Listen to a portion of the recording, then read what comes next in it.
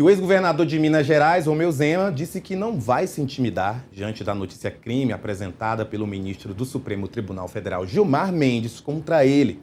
A declaração foi dada numa entrevista ao Contexto Metrópolis com a jornalista Neila Guimarães, na manhã desta terça-feira.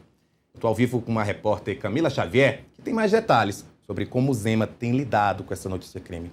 Camila, boa tarde. Boa tarde, Rafael. Pois é, a gente viu hoje essa entrevista, exclusiva aqui para o Contexto Metrópolis. O ex-governador se pronunciou, explicou um pouco, Neila perguntou se ele se intimidaria ou não com esse pedido de inclusão dele no inquérito das fake news. Mas antes de eu chamar, de escutar um pouquinho do que ele falou, vamos explicar o que aconteceu, No mês passado, o ex-governador fez uma publicação falando sobre os ministros do Supremo Tribunal Federal. Era um vídeo com bonequinhos retratando os ministros do Supremo Tribunal Federal. E aí o ministro Gilmar Mendes, a gente está vendo até aqui, esse vídeo que ele publicou nas redes, e o ministro Gilmar Mendes entendeu que esse vídeo, ele fere o Supremo Tribunal Federal, a reputação da corte e também dele mesmo, do ministro pessoalmente. Então ele pediu para o ministro Alexandre de Moraes, que é relator do inquérito das fake news lá no Supremo, a inclusão, então, de Zema nesse inquérito. Isso foi enviado por meio de uma notícia-crime e agora a gente aguarda, o ministro se pronunciar sobre isso, no caso, o ministro Alexandre de Moraes, que é o relator. E antes desse vídeo já havia sido publicado um outro vídeo Zema já havia publicado um outro vídeo fazendo referência aos ministros do Supremo Tribunal Federal, ao ministro Dias Toffoli e também ao ministro Gilmar Mendes. Então a gente tem visto aí uns embates, entre o ex-governador e o Supremo Tribunal Federal.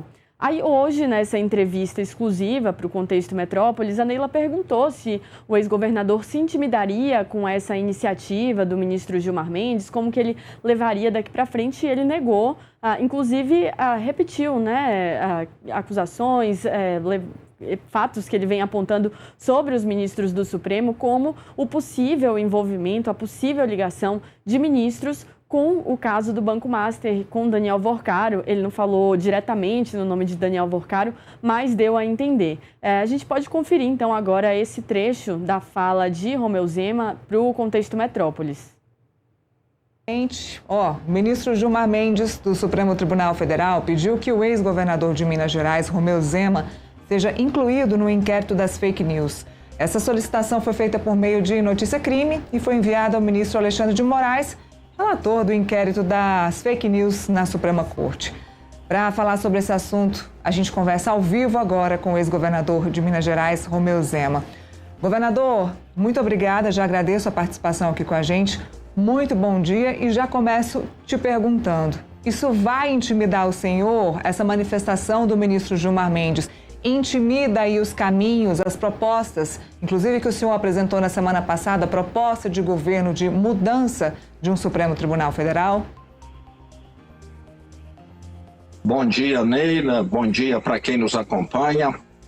Bom, Neila, não vai me intimidar de forma alguma. Eu não tenho rabo preso, fiz um governo totalmente transparente, sem corrupção, à frente de Minas Gerais.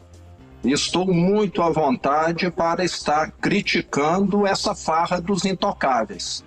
Qualquer brasileiro, acho que até mesmo aquele que não sabe ler adequadamente, está entendendo o que está ocorrendo no Supremo Tribunal Federal, que se transformou num Supremo balcão de negócios.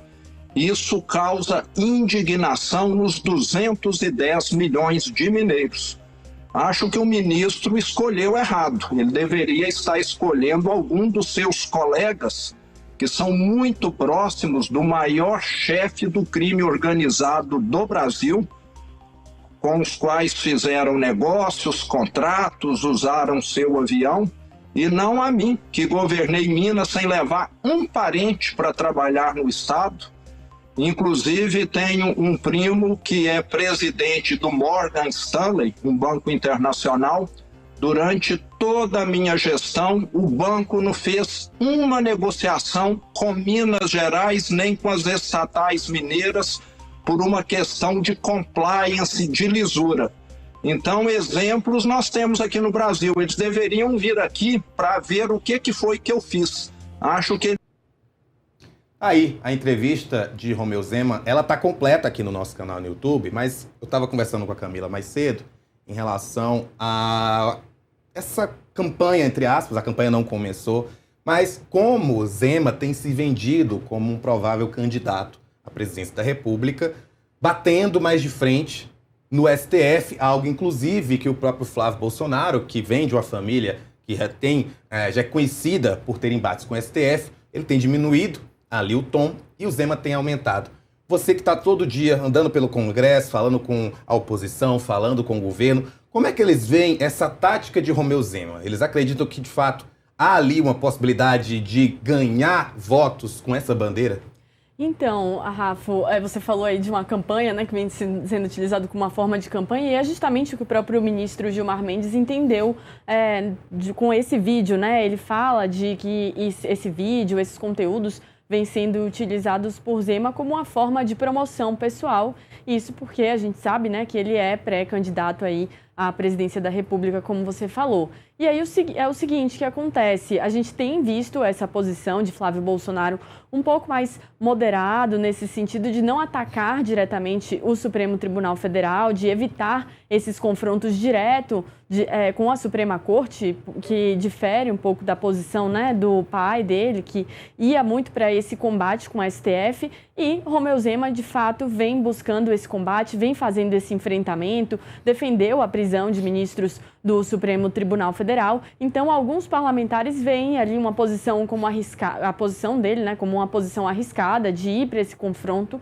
já que muitos deles entenderam que não adianta esse confronto com a Suprema Corte, acreditam que é melhor bater mais em outras pautas do que fazer esse confronto aí direto, embora muitos a gente sabe que defendem o impeachment de ministros do Supremo Tribunal Federal, mas sempre tem alguns parlamentares também que acabam defendendo esse confronto, né? Acham que os candidatos, os pré-candidatos, quem for se ir concorrer à presidência da República não deve se intimidar com o Supremo Tribunal Federal. Então a gente vê aí um pouco de uma divergência nessas estratégias. Alguns que acham que agora é o momento sim para o confronto direto e outros que é o momento de conversar com o eleitorado e depois tocar nessas pautas quando a eleição estiver ganha, nesse segundo momento. Então a gente vai ver aí essa divergência de posições e Romeu Zema vem tentando, né, utilizar esse espaço, aparecer de alguma maneira nesse sentido desse combate com o Supremo Tribunal Federal, também para firmar o pé e dizer que não, eu sou o candidato. Ele até falou isso na entrevista hoje, né, que ele é de fato candidato, que a candidatura dele é para valer. Então a gente tem visto também aí essa tentativa por parte de Romeu Zema com esses conteúdos de firmar sua posição, firmar seu local também, seu espaço nesse debate público. Camila, muito obrigado por tua participação aqui no Agora Metrópolis. Hoje aqui do meu ladinho, normalmente você está lá no Congresso Nacional, mas enfim, o importante é você estar aqui com a gente sempre.